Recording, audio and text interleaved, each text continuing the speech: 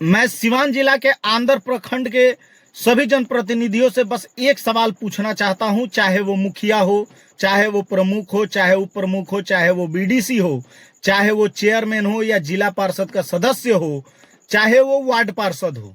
क्या जनता ने आप लोगों को गुंडई दबंगई करने के लिए चुना है या अपने क्षेत्र और जनता के विकास के लिए चुना है? अगर आप लोगों को हिम्मत दिखानी है तो अपने क्षेत्र का विकास करके दिखाइए।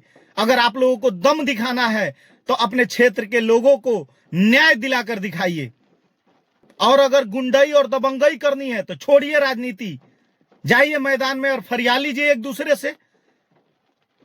सोशल मीडिया पर एक दूसरे के ऊपर आरोप प्रत्यारोप करके आप क्या साबित करना चाहते हैं?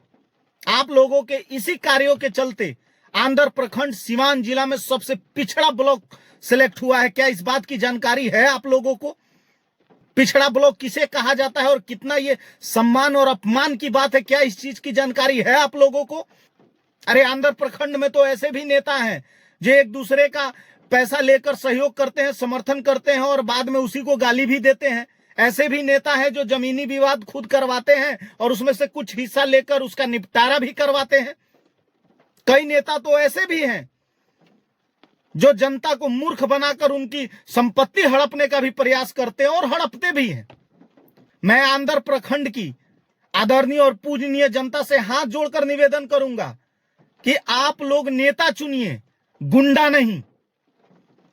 और सभी जनप्रतिनिधियों से निवेदन है, अनुरोध है, संभल जाइए और जनता के विकास के लिए लड़िए, जनता का विकास करिए।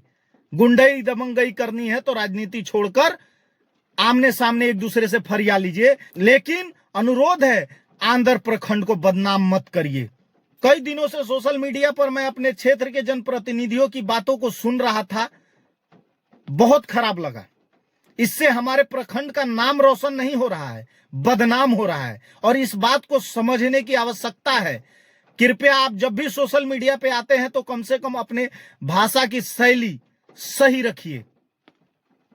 आप किसी क्षेत्र के जनप्रतिनिधि हैं, कोई 1000 का जनप्रतिनिधि है तो कोई 50,000 का है, कोई 5,000 का है तो कोई 1,00,000 का है। कम से कम उनका सम्मान करिए। आप एक जनप्रतिनिधि हैं, आपकी जवाबदेही जनता के प्रति होनी चाहिए।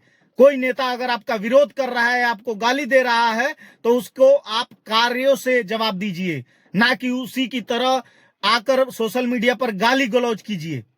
बाकी विचार जनता चुनाव में कर ही देगी। जय हिंद, जय बिहार।